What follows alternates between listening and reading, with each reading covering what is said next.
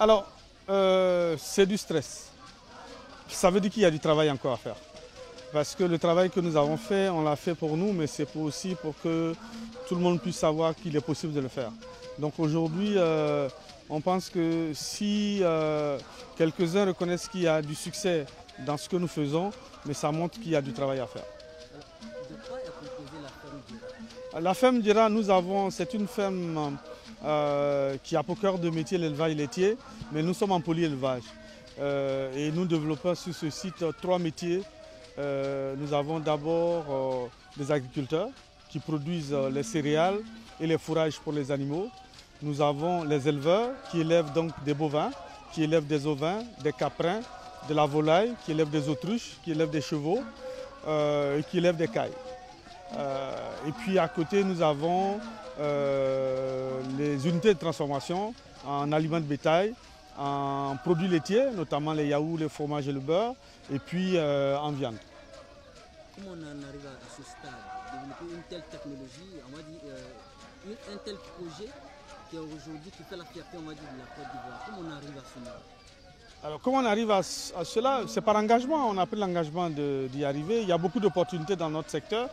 Donc nous sommes lancés, on n'a pas de mérite particulier, on a simplement essayé de mettre en phase un certain nombre d'éléments pour que les chaînes de valeur soient implémentées sur notre site. Donc chaque fois que nous entrons dans une chaîne de valeur, nous essayons de créer toutes les chaînes, les maillons de la chaîne et surtout les maillons qui apportent la valeur ajoutée. Alors, on parle aujourd'hui d'une visite des afro-descendants dans votre ferme. Quelles sont vos attentes vis-à-vis de ces fils d'Afrique qui veulent revenir?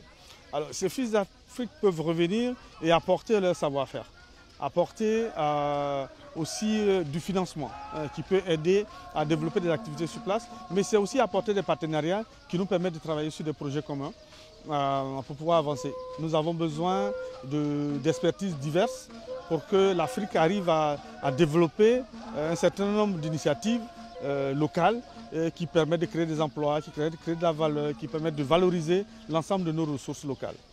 Vous travaillez également en collaboration, vous connaissez d'abord Bakili, le Sénégalais, Oui. qui est dans le même secteur.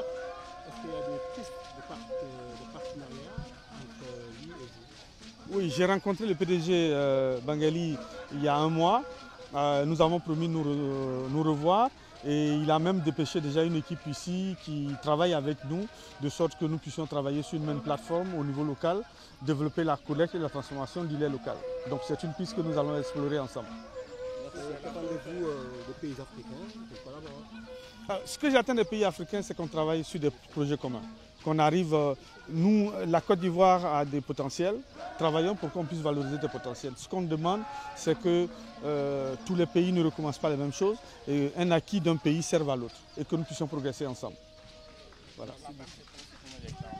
La ferme s'étend sur 700 hectares.